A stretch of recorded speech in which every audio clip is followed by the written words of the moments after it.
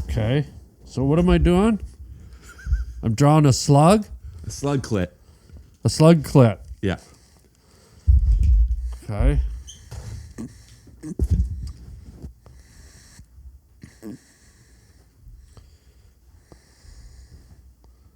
Here we go. Wait, your dog's banging my arm. And when I say banging my arm, I mean banging my arm.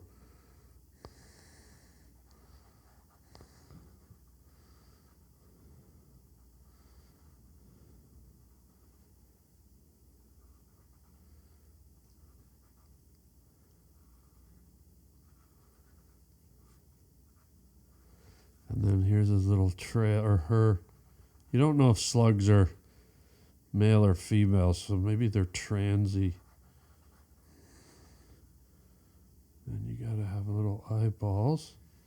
Do you think, are you going to do something to make it also a clitoris? A labia, perhaps? Well, it's automatically. Oh, that's just a clit. Well, look at it. I mean, you don't normally see clits with antennae, but... Antennasis. You're what? Antennasis? You play tennis? It looks like you have a little bit of a scar on your head. Yeah, I do. What happened? It's the most ridiculous thing. I bet. So this happened 2 nights ago. It's actually a racquetball injury. I play racquetball. I know. But I've been playing racquetball so much. It sounds like you've been playing Racketball. Well, I have dreams. It's the only time in my life where my body has moved in its sleep. I literally, when you serve in racquetball, it's a very strong and violent serve. You put a lot of power into it. So for the last few years, I literally, when I fall asleep a lot of the time, I serve in my sleep. And my arm actually does the serve. I've woken myself up on numerous occasions doing a racquetball serve in my sleep. And 2 nights ago, my nails are a little bit longer. And I'm not kidding. I'm in the hotel, and I did the serve, and I cut my finger right up my forehead. I served right in my face, and I cut my forehead open. So it's literally a racquetball injury without physically playing racquetball. It was bizarre.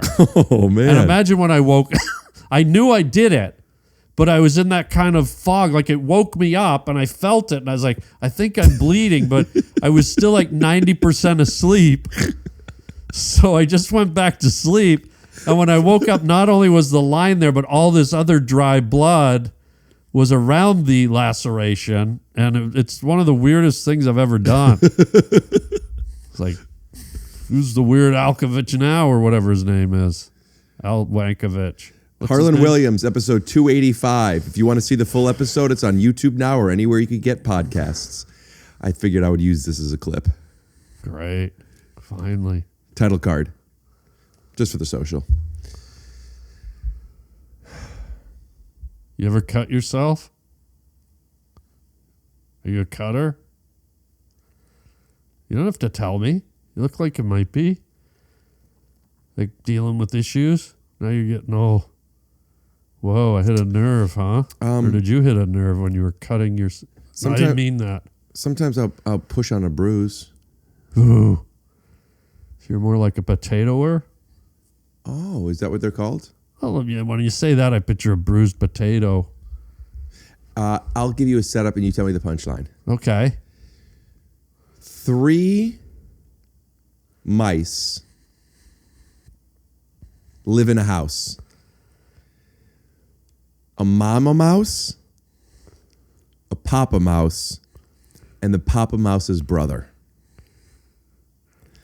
The mama mouse doesn't really like papa mouse's brother around too much because he's always cheesing around. Yes. Good. That was an easy one. Yeah. That was an easy one. But I am surprised that you got it on your first try. Thank you. This one's going to be a little harder. 2 chickens are doing, So they're lesbians? No, they're mashing their beaks together. Oh, okay. Yes. Because chickens, like roosters, are 2 chickens is 2 girls. No, they're boys and girl chickens. You're thinking Well, of roosters and hens. Roosters and hens are males, and chickens are females. No, there's a guy So chickens. is this a lesbian joke you're doing? There's guy chickens. I wonder if they serve lesbian. You know, when you go to KFC, they got crispy regular, and I wonder if they have lesbian. Next time I go to KFC or Popeyes, if they say, Popeyes goes, you want regular or spicy, I'm going to say lesbian.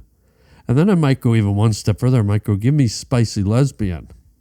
And if I do this... Male chickens have larger combs and wattles. Female chickens have shorter, more rounded feathers than roosters. There you go. See, I was right. Well, there's male chickens and female chickens. Yeah, but roosters are hens.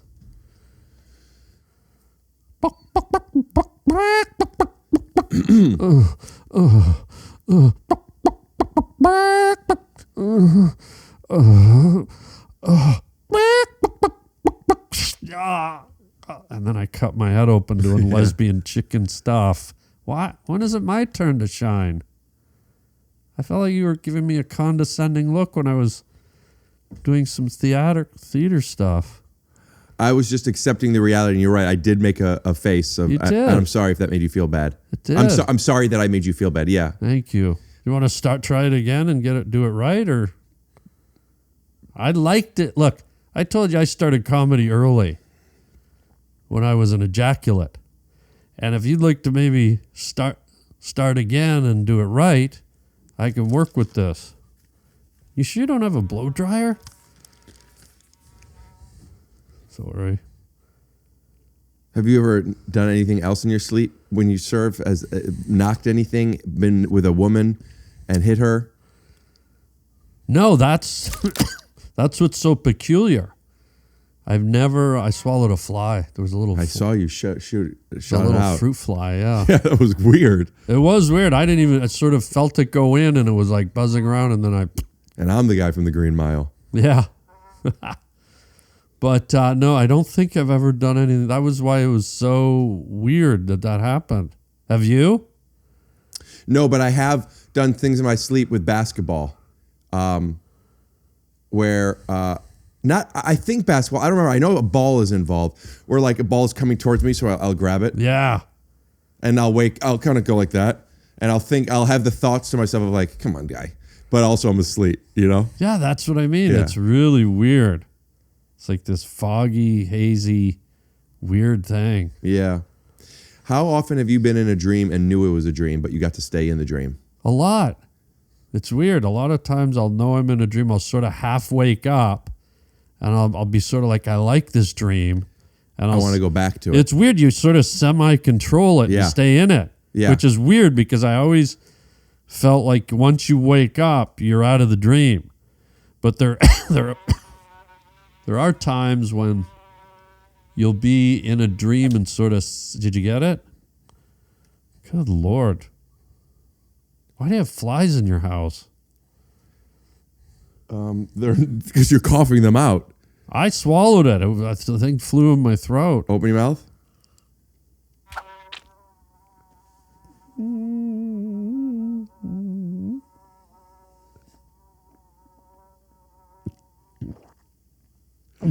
And he thought Al was weird.